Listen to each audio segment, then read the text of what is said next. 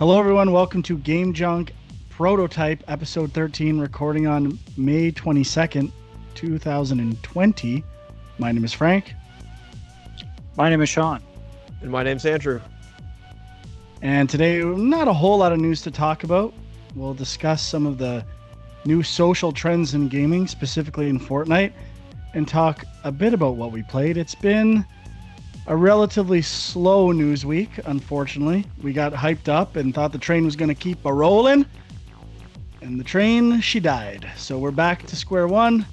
No big news, but I've been playing a little bit. How about you guys? How are things? Good.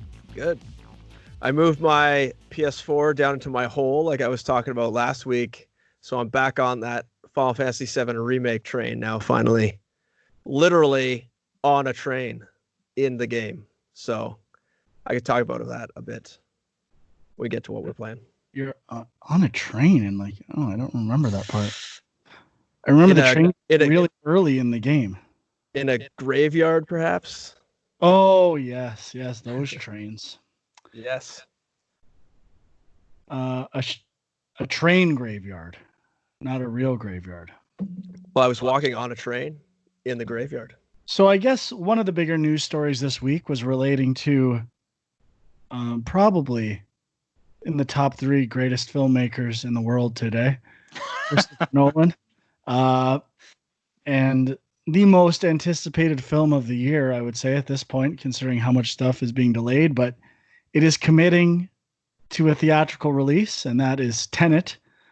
And the big news, which Sean rushed onto Fortnite, he missed the beginning of it, was showing a new trailer in Fortnite for this movie and debuting it. And I think they were showing it every hour on the hour in Fortnite or something like that. That's what they said. I believe so. Now, I did not go into Fortnite. I was surprised that I could watch the trailer online at the same time. Like, I don't see what other than like maybe exposing it to younger people on Fortnite. Like, I thought the idea would have been to make it exclusive to Fortnite for a period of time to get people to go into the game to watch it. But it was just another launch platform as far as I can tell. So not as interesting as I thought it was going to be originally. That the potential that Fortnite could be this exclusive platform for releases and for content. And I mean, there was also I think it was Travis Scott, right? That did a concert in Fortnite and stuff like that. And is that right? Yep. Yeah. So, Yep. I mean, I mentioned that briefly too, but I personally think it's really cool and has a lot of potential for, integrating stuff into these game environments. I would say the stuff they're doing right now, I mean, the concert thing is how that was implemented and how it looked was way more creative than the Tenet thing. I mean, I don't know what the Tenet thing looked like, but it didn't feel that special or specifically related to Fortnite. So I don't know. I don't think it's that big of a deal, but it is a cool thing in games becoming like these social events. And I don't know, I'm sure people are going to come up with even cooler stuff. What do you guys think about this? Well, I can give you my brief experience with it because this is my first time.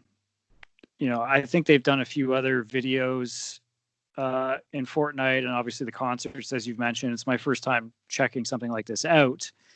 And obviously, Kieran plays Fortnite, not that he's more into the creative mode. So he's not really playing online with other people and stuff, but we have it installed. I'm aware of what it is. But I had never done that part of it. So, 8 o'clock rolled around and I just looked at the clock like 5 minutes before and I was like, let's do this.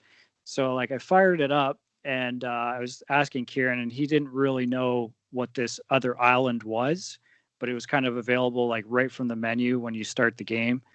So you drop into this island and you're just kind of walking around and I was like, okay, so where is it? And we started walking for a bit and there was a few people over by this area that was the main stage and there was kind of like some music playing and stuff. So I was like, oh, this must be it. So we stopped and waited and there was kind of a screen up with some random like anime images on it and stuff. And I was like, okay, well, we'll wait a couple minutes till 8 o'clock hits. And then 8 o'clock came and nothing changed. And I was like, okay, I don't think we're in the right place.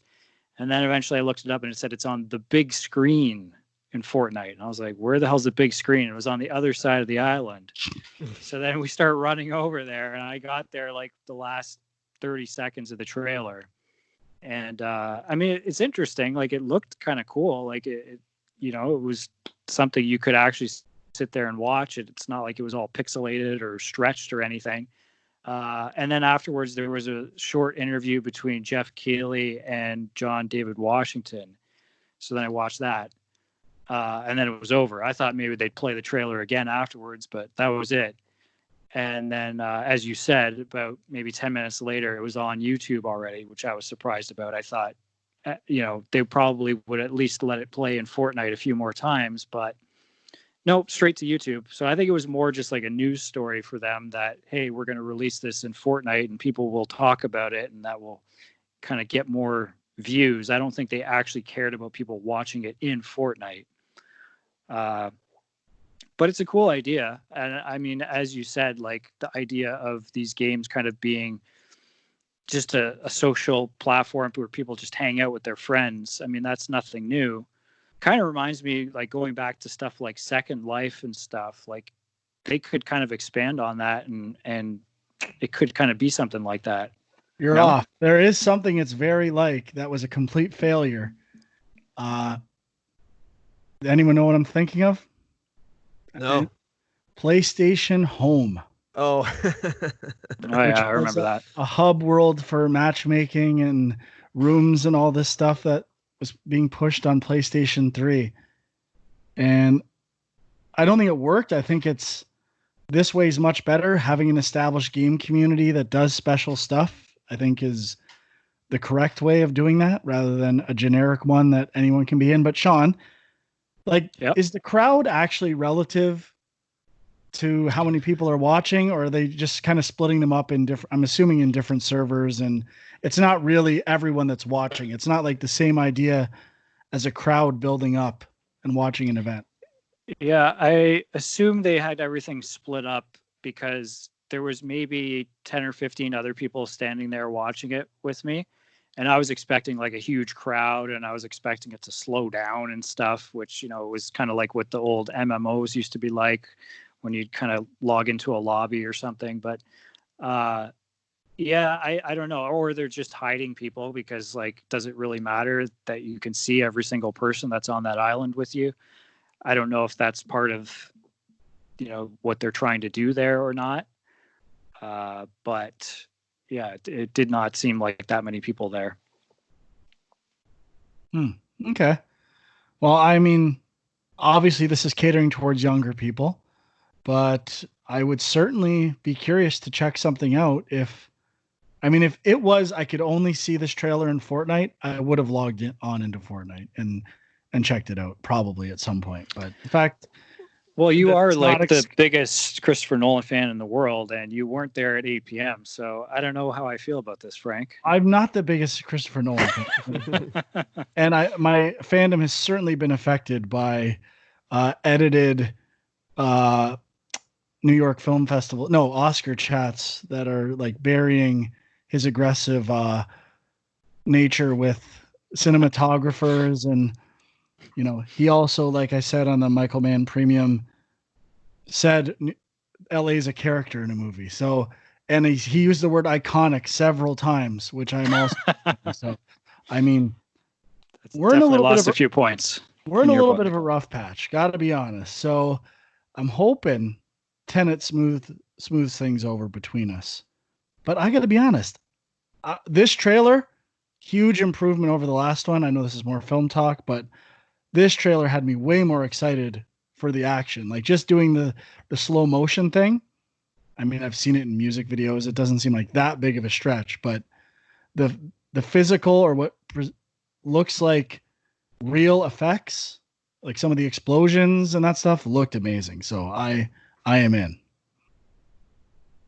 Yeah, right. I mean, the trailer looked good. Now, there was one other piece of news related to this, which is that they're going to be showing a full Christopher Nolan movie in Fortnite sometime in the near future. They haven't said which one, and they haven't said when, but I mean, I guess it's all just part of the promotion for Tenet and trying to get at that younger audience. They screwed up. Snyder Cut should have went to Fortnite. That would actually got a lot of people watching it. Can you imagine Fortnite launches their own streaming service within Fortnite? Yeah, that could happen. I could see it happening. Well, it might not be a bad idea. Like for stuff that's trying to reach younger audiences and they can't seem to do it, just do it for free in Fortnite and see what happens. Quibi. Fortnite needs to buy Quibi. Yeah, that is show all that Quibi content in there. Quick 5-minute videos is perfect. Yeah. Well, even better, they need to do a model where it's 40-second videos, and I'm surprised this isn't happening yet already. Where on like, the pre-game area where people are just fucking around, how there's not TV screens showing ads during that portion where it's not gameplay. I can't believe that doesn't exist already. Yeah, I mean, it's kind of an interesting, like, the current state of in-game advertising is an interesting thing just because, there's, I can't remember what it was now, but I think it was it Gears that had like the Dave Bautista skin? I guess that was that promoting a movie or was that just him? I don't remember, but like there's the Terminator was a big one, right? When the new Terminator came out, it was that's right. Gears of War tie-ins, I believe. Maybe it was not Ghost Recon. There was another game that did it too. 2 games had Terminator. Mortal Kombat, I think. Yeah, Mortal Kombat. Yeah, that's right. So, yeah, I mean, I guess I'm kind of for this stuff, but I definitely, rather than just doing DLC, I prefer what Fortnite's doing in terms of events online and stuff like that. I think that has a lot more potential. It's more interesting. It feels a little more organic and less forced and not changing the world or the game to cater to some marketing thing. Rather just, we're showing stuff in a virtual game world. I think that's pretty sweet. And someone is going to do something really groundbreaking. I mean, the images I've seen of the Travis Scott thing, I don't know enough about it. So I'm assuming it was just like kind of a pre-recorded performance that maybe he performed live audio that matched what they had rehearsed. But I mean, a motion capture performance that feels like he's or someone's interacting with like a crowd that's virtual and maybe they can see reactions and I don't know. That could be really interesting where you feel like you're interacting with like a live virtual thing and it captures some of what makes a live performance interesting. Interaction. There are companies doing that. I know of one, mainly because I interviewed for them or with them, and they're doing it's more VR than like what Fortnite is doing, but there is that feedback element.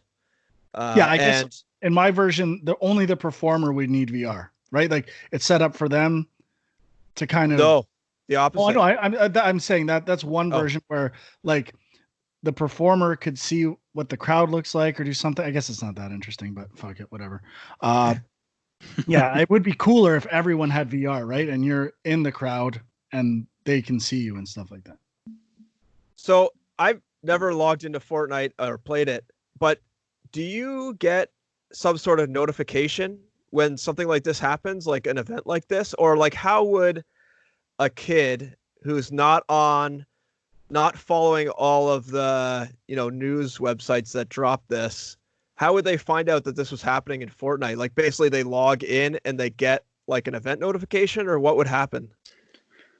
I think you do have like an inbox or something in the game. I could be wrong, but it was right on the like main menu in the corner. Like they kind of have a section on the main screen when you log in for promotional stuff. So I think that's how they push it. Because I pulled up a website and I was just looking for the age distribution of players in Fortnite, and it says 18 to 24 is 62% of the players, and there's no one less than 18. That's not even like you probably have to sign some like I'm 18 waiver to play. Now I know tons of kids that are under 18 playing this game. So I'm wondering, like for me, a Christopher Nolan film kind of targets an older audience, I would say, not, under 24, maybe 24, like 20 to 24, yes, but I would say probably not under 20. And I'm kind of surprised that they're doing it. Now, I understand why Epic's doing it, because Epic is driving tons of traffic to their store right now. Like right before we recorded, I went on IGN and they're advertising that Civilization 6 is free right now, right in the main banner of IGN. So they have a big sale going on still. That's still happening. Yeah, and that mega sale, like it seems like, and all the Unreal Engine 5 tech demo we talked about last week, it seems like they are just doing a gigantic push to get as many people into that Epic store as possible before, well, I guess as soon as they can. Like they are just trying to steal as much as they can from Steam and wherever else. And it seems like, although this is neat, this kind of match with movies and Fortnite, like I'm kind of surprised at the demographic for Christopher Nolan. I guess maybe he just thought that, well, I guess, or whoever's publishing it, there's just so many people in Fortnite. The chances of people seeing it is probably so much higher. But like, what do you guys think of like the marketing decision, and like, who do you think it benefits? You think, like, obviously it benefits Epic, but I think your sentiment of who Christopher Nolan movies appeal to is partially correct. Like, they probably appeal more to 20-year-olds and stuff like that who are already aware of him.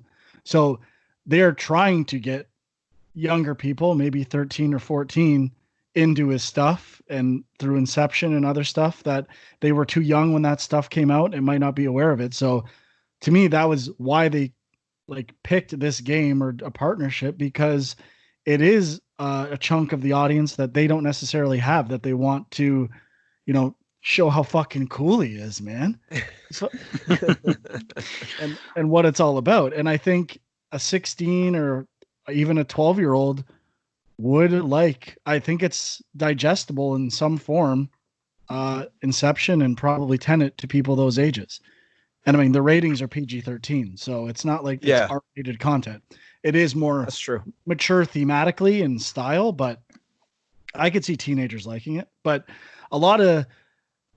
most of the people I know have kids that play this game. That's all they play. And I would have thought, 2 years ago, 24 or maybe late teenagers is who was playing Fortnite. I think now it's mostly younger kids. Like, they still think it's cool and they play it all the time. And everyone I know that plays it is probably like 9, maybe is the average age, I think, out of my friends' kids. And I don't know, it's interesting.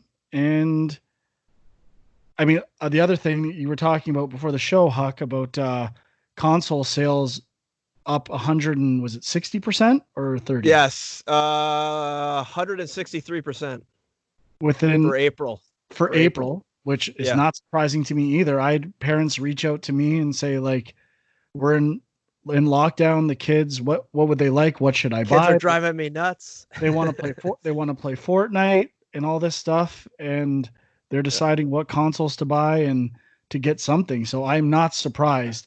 Actually, game console creators must be loving it, because a lot of that old technology would not have sold, like when they're trying to liquidate old consoles when new ones come out, and they just kind of got a bonus of this happening, that they're going to be able to get rid of anything they've manufactured. So yeah. Is it just consoles? Like, I'm just trying to find, I thought I saw a story that was also game sales are up, which I guess isn't a surprise either. Mm-hmm. But I mean, the thing with consoles is that I think, they had some supply shortages and whatnot, which maybe I would think could have hurt or at least limited the amount of sales they could have had. But yeah, I mean, I'm reading an article on GameIndustry.biz, and it looks like hardware, software, and accessories rose 73%.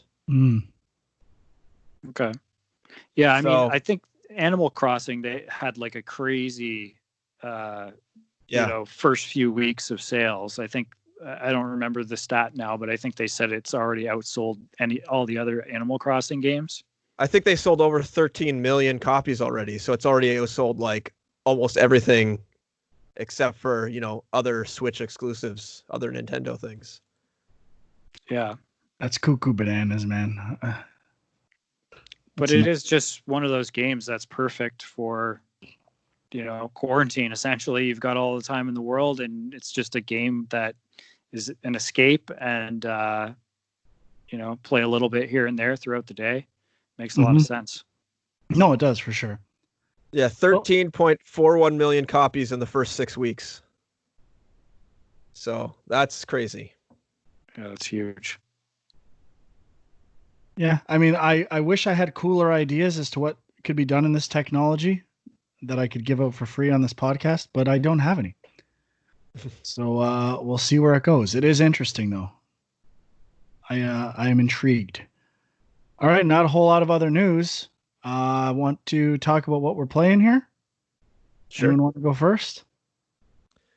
I can go first. I got back, like I mentioned in the intro there. I got back into Final Fantasy VII Remake. I think it was on Chapter 9. I'm now in Chapter 12, so I played a decent chunk. Not a Frank level of chunk, but put in some time, and I'm really enjoying it. So I'm at the part where you're just trying to climb the pillar.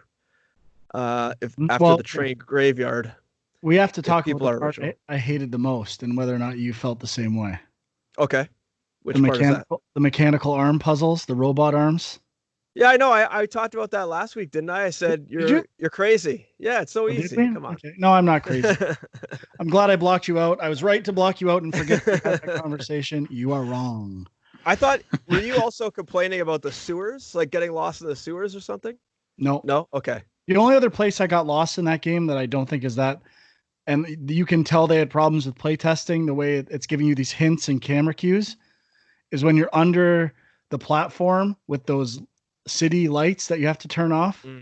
Yeah, that part was kind of that area is a labyrinth, and it all looks the same. So they really, I think, it shows to me the changes they made, that there was a lot of issues with that in playtesting. Yeah, the one thing I really liked, just where I just got to, coming out of the train graveyard, kind of near the end, in the far distance, you can see the pillar. And you can, if you look, I mean, it's pretty obvious because one of the ghosts kind of flies over by it, but you could kind of see them fighting and explosions going off in the pillar, even though it's really far off in the distance. So just again, like the little small touches they put in this game, and just how much detail they put to be true to the original. I mean, obviously they changed some things, but for the most part, they're really trying to replicate it to a really stepped up level, and I'm enjoying it a lot. Now, what chapter did you say was really bad? 14? No, I didn't think the only part I hated was the robot arm puzzles. That's it. Okay. Yeah. Oh, I thought you were saying it went on way too long or something. Oh, it's long because I was doing all the side quests. 14 is really long. Yeah, I found Wall Market quite long, though. I don't think it was that bad. It was pretty true to the original. But it was kind of a maze in there. When you first get in there, you basically have to follow the waypoints to know where to go, because it's pretty maze-like. Did you get the trophy for doing the squats? Yeah, of course I did. Okay, let me know when you get to the pull-up challenge in chapter 14 and how that trophy goes. The only trophy I don't think I got was the one about getting all 9 dresses or something. Oh yeah, you need 3 playthroughs for that. Oh, 3 playthroughs. Oh, okay, yeah. You can only get 3 per playthrough. I hope you're following a trophy guide, or you're going to be in there a while, bud. I'm not, unfortunately. I'm just trying to enjoy it, like a real person. Real people? Who are they? But text me when you're at the hard pull-up challenge, when you're snapping. Okay. I hopefully get there by next show. So I'm going to try to really power through. I've got a few other library games that I need to finish up before the libraries open back up. So I got to power through those, but I want to get through Final Fantasy VII first. Okay. Sean? Okay, I got a few things I can mention. So something on the Kindle? Play a Kindle game this week? No Kindle. I did dig out the old Vita.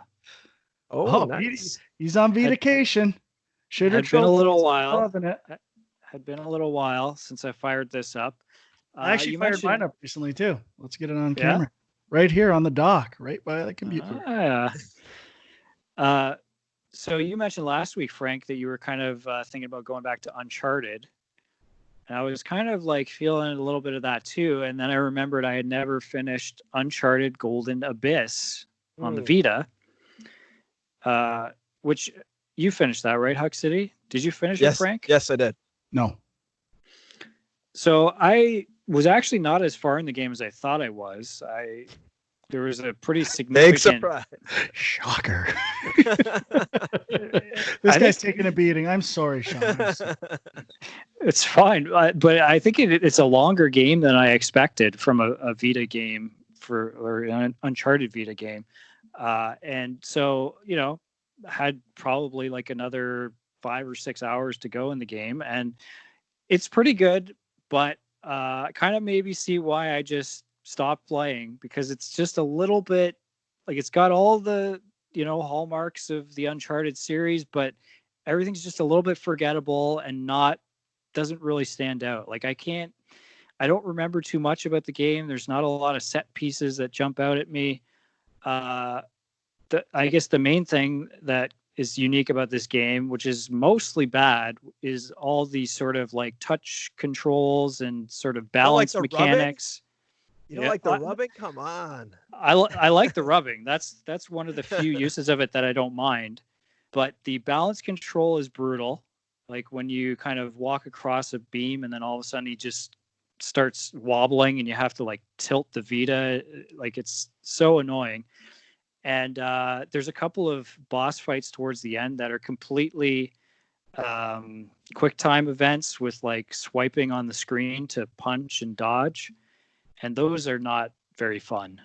I mean, maybe a cool idea, but just in practice, sitting there and just copying like up, down, left, right over and over again is not very fun and not very Uncharted, I must say. But, overall, I still had a pretty good time with it. And I mean, it just kind of made me realize I missed the Vita. That system had so much potential, and I don't know what happened. I guess it just didn't sell is what happened. This is making me upset. I lent my Vita to a friend of mine right before the quarantine hit. So who knows when I'm getting that bad boy back. Yeah, that sucks. I was debating modding my Vita at this point. I haven't really looked into it, but I don't know if there's a benefit to it or you're going to taint the sacred Vita? I mean, better might get as well. One. There's nothing new coming out. But I do actually have some other games on it that I might try and get into. We'll see. But the other thing I was going to mention, I tried out Golf with Your Friends. I don't know if you guys saw this popped up on Game Pass. I installed it, but didn't give it a go yet. Yeah, I heard about this like a while back because I think it was in early access on Steam for quite a while. And I don't remember how or where, but I had heard about it and it seemed kind of interesting to me. So I checked that out, and it's a very simplified, dumbed down golf game. So played like 18 holes on sort of their classic mode with no like arcade options, just kind of it's a mini putt game. It's not full golf. But I mean, you don't even have like most golf games have the mechanic where you kind of, hit a button to build up the power, and then you have to hit the button again to make contact. This doesn't even have either of them really. It just literally has a bar you have to use your thumbstick to set the power at, and then hit a button to hit it, and that's it. So there's no timing involved at all. But I mean, it kind of was okay. I mean, there's still some challenge there. And I think the thing with the game is that the courses, there's a lot of different courses and they get kind of increasingly crazy and weird. Like there's like a volcano course, there's a pirate ship course.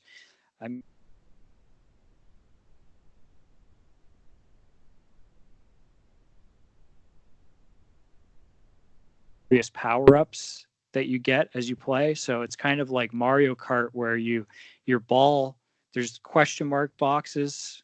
I don't know if they actually are question marks throughout the level, throughout the hole.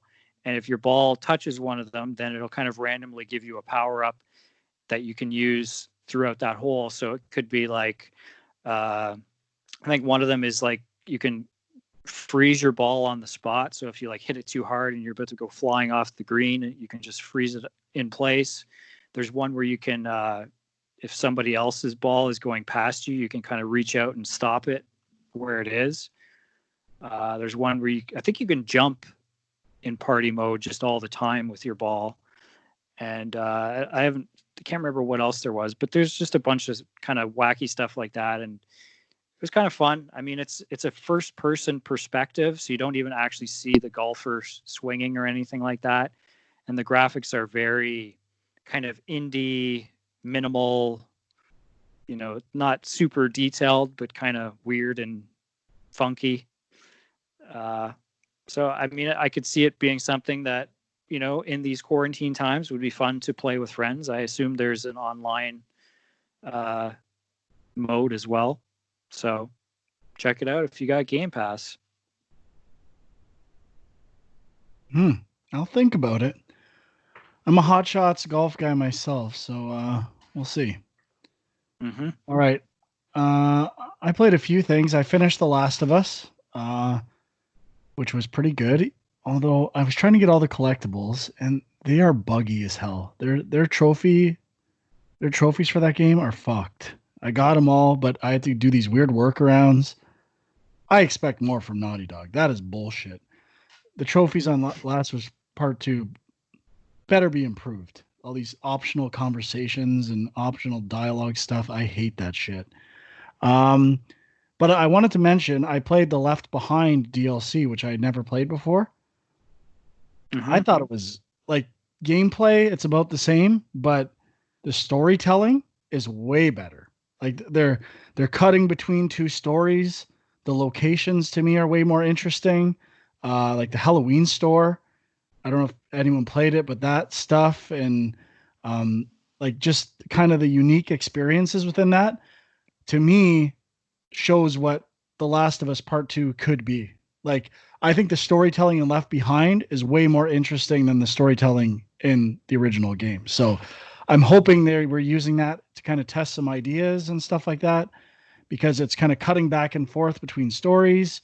So like kind of different narrative ideas, which video games don't do enough, in my opinion, and just unique moments, not that aren't necessarily centered around action. Now, Last of Us is already known for that, but this did a really good job. I love the DLC. I played it on the hardest difficulty, and I thought it was really fun. So I'm still somewhat attempting a platinum with multiplayer, and I might do a survivor run, but we'll see how it goes. The multiplayer is actually pretty good in that game. I'm enjoying it. So if there's any junkers that want to play that and set up a team of 4, I may be interested. Message me. Are you playing the remastered version? Yeah, on PS4. The servers are shut down on PS3, I believe. Apparently, there's a big sale coming to PlayStation Store, and that's only gonna be $10. So I think it's like June, kind of like early June before Last of Us 2 comes out. So it might be a good time to pick up that game. Annual event, summer event. I can't remember the name of it off the top of my head, but a bunch of games are going to be on sale for sure. So, and I had one other thing to mention. Oh, I played through Full Throttle just to mix something up, which I had never played before. Oh, really? Yeah. I remember my friend loved it when we were in high school. And I mean, I love the art style. I played the remastered version, and I was bouncing back and forth between the remastered art and original art, and both are really good. But, I mean, these games are not for me. I can appreciate the humor and the art style, but some of the things you're expected to do, in particular, there's a demolition derby. How in the hell am I supposed to... I mean, those games are basically about experimentation, right? Like, just try everything you can until you figure it out, which I personally do not find interesting. When there's a hint of a puzzle that makes sense, or you have to kind of think outside the box to solve something, I'm okay with that stuff. But I don't think in my life ever I would have known what to do in the demolition derby without a guide. I would have been like, I have no fucking idea what this is. Did they improve the kicking the switch puzzle? Because in the original one, you had to kick a like Yeah. very specific pixel on the wall or something like that. It was Yeah, brutal. the same thing happened. So, Oh, okay. and it was really tough. Like, things you were supposed to pick up and interact with, almost impossible to see. I don't know if it's because my TV is like the deepest black levels on the planet, but it was really tough to see what was going on. And I don't know. I understand It's a was different age. revolutionary in its time, but I gotta say, don't get it. Do not get uh, those types of games. I mean, that's a classic LucasArts game that I never got into at the time, and I find with these ones, like I've been meaning to play through that and the Grim Fandango remastered version, Mhm. and I get excited about them, and I'm kind of with you. I start playing them, and I'm like, this is either like I either get stuck on something really stupid, or I just kind of lose interest. Like there's just not quite enough pulling you through those. Like back in the day, they were amazing stories and they had fun characters and a sense of humor. But now there's something missing there. I've even been meaning to play Thimbleweed Park. I saw that Ron Gilbert also released like sort of a pseudo sequel or spin-off of that for free on Steam. And that made me think about trying that again. But I don't know. I can never actually get into one of those games. I think the Like, closest I came is when they did a new series of Monkey Island ones. Telltale did at some yeah, point, and I think I played through like I don't know if there was 2 seasons of that or what, but I think I played through the whole first series. But that's about it. yeah. I mean, I still think the writing's great. I completely agree with that. And I mean, I played mostly in retro graphics. I love the look of the old graphics. Whatever.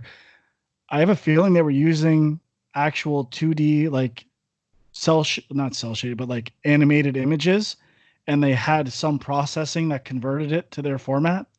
Uh, but I think I love the aesthetic of those games, and I love the the action wheel, how it's like the biker thing with the eyes and the tongue and the foot and the hand. I mean, that to me is awesome. But there are, again, with those games, I hate games where I have to get in a designer's head. And if you can't get in their exact headspace with something, like, to me, that's a failure on the designer's part. The breadcrumbs and the teaching is not there to get you to where you need to be. And it's like, well, I'll just keep trying stuff. Well, I don't keep trying stuff is not fun to me. Maybe it was at one point in time. That is not fun to me at all. At least those games are better at trying stuff is usually funny. Like there can be funny results, which is Mm-hmm. okay. Yeah. But without a guide, I would never get through one of these games. And I don't know if I'm interested to do it without a guide. It's funny too because when these games were kind of in their heyday, I mean, this was before the internet, really. So, Yeah.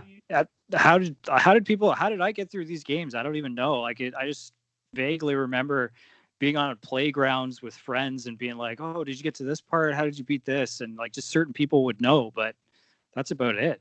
I definitely bought a book for King's Quest 6, I think, because that came for Nice. free with one of my PCs that I'd bought. And again, I almost feel like the whole market was partially for selling guides. You Yeah. Might have can't been. play it without guides and magazines. It's kind of crazy. But anyway, um, I'm glad I experienced it, and I was debating maybe in the future I'll check out Grim Fandango and or the remaster of Day of the Tentacle. But they're a little more. They're like 6-hour platinums. Not sure if I'm in for that. But I don't know if was you'll like also Grim Fandango. yeah. I've tried to get into that. Like I really like the adventure games. I know I really like Full Throttle as a kid, though definitely tons of frustrating puzzles. And I've gone back a few times just to experience that art style. And I've never played through Grim Fandango. I've bounced off it 4 or 5 times. I get, a couple hours in and it's frustrating. So I know Full Throttle has some really frustrating puzzles, but I always bounce off Grim Fandango. So I would say if you don't like Full Throttle, Grim Fandango is probably not for you either. Oh yeah, I mean, I would be more for the writing and just kind of knowing the history of that genre a bit more, which I wasn't into when I was younger. I guess the more recent one I did actually play was Broken Age, although I think I only played the first part. But I remember them kind of having a pretty good balance of like a hint system that if you got stuck, kind of pointed you in the right direction. So that kind of stuff can help. Actually, a good adventure game that came out kind of recently is called, I think, Broken Sword 5. Is it Broken Sword? I know that Yeah. series. That's a pretty big series. Yeah, Broken Sword 5 came out in 2013, but it was I guess that's older than I thought it was. But yeah, they like really captured the kind of just like the Full Throttle remake. They really captured that art style, but with really like HD graphics, and it wasn't nearly as frustrating as the older adventure games were. So if you are looking for sort of like mystery adventure game puzzle-y stuff, I would recommend Broken Sword 5 probably over top of anything else right now. And I think it's available everywhere from the looks of it. Interesting. Yeah, so I don't know what I'm going to play next. It's might be Death Stranding. I know Jay's dipping his toes into Death Stranding, so might do that one. Also want to get back to Doom, so we'll see.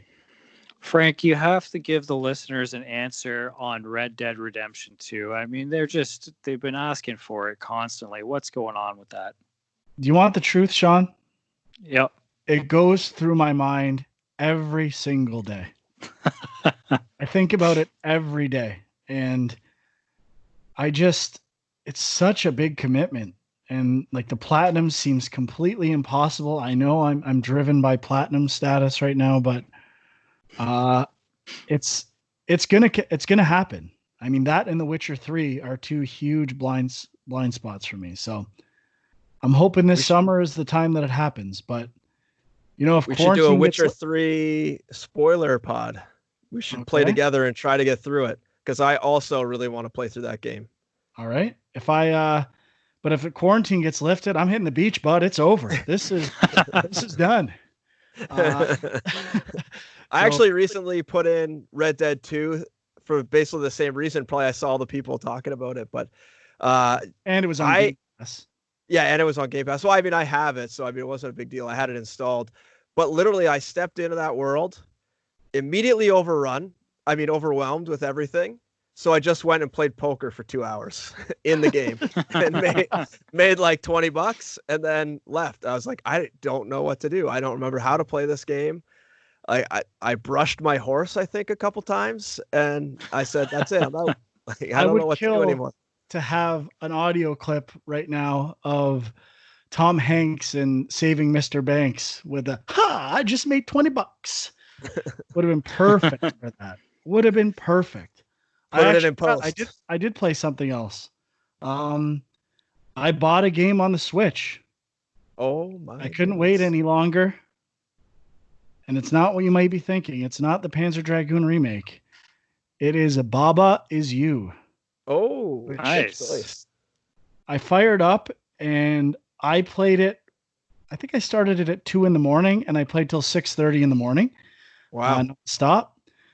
And I was loving it. I was like, this is amazing. Such a good game. And I kind of got stuck on a puzzle and I'm like, yeah, I'll go to bed, try it again tomorrow. Maybe it'll become clear. Woke up the next day and I'm like, I forget everything. Like, I forget how to play this game. My brain was out of that mode and I could not get back into the level I was at. So I will go back to it at some point, but I'm like, I feel like I learned so much and it's all been wiped away from my It's memory. really hard, that game. Yeah, it is fun. It is really cool though. Kudos. I know it was on a lot of Game of the Year lists, but it's pretty fucking sweet. I'm loving that game. Killer. Very cool. Yeah, man. Excellent. All right. So we should mention. I do say all right reflexively all the time. I'm just. It is so pathetic. We should mention the Iron Man VR demo dropped yesterday for PSVR.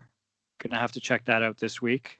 It is downloading So- right now. I will play it for 5 minutes. I'm not burning trophy time on a demo. I'll check it out for the show. But that's about it. Yeah. Okay. All right. No, I willingly did not say all right. I'm trying to break out of that. So Game Junk Podcast on Facebook, right? Game Junk. Just Game Junk. Game Junk Podcast on Twitter. Yep. Film Junk on Twitter. My Anger Commute and Equilibrium Sis for Andrew on Twitter as well. And hopefully we get some fucking news next week. Let's crank it up. They're saying that Sony supposedly is going to start releasing like what their launch titles are going to be for PS5. So there's going to be some kind of Sony press conference in the next week or two, supposedly. Do you know what the saddest thing is? I was talking to someone about this today. Do you know what I hope the most for as a launch title? What? An upgraded or new title ID for Horizon Zero Dawn. I want to replay Horizon Zero Dawn so bad, and I need a new platinum. You got to give me a new platinum. There's rumors it's coming to PC. I need it. I will not replay your game if I can't get another. So you better step it up. For the first time, I want a remaster more than any other game. That's the game I want the most. Wow. Okay. And if they made it look better, oh god, like instant load times, and it's just fucking crazy. Oh, give it to me. I want it. I will buy. It's free money. It's free money. Take it. Just put it out. All right. That's it for today. We'll see you next week. Bye-bye. Bye.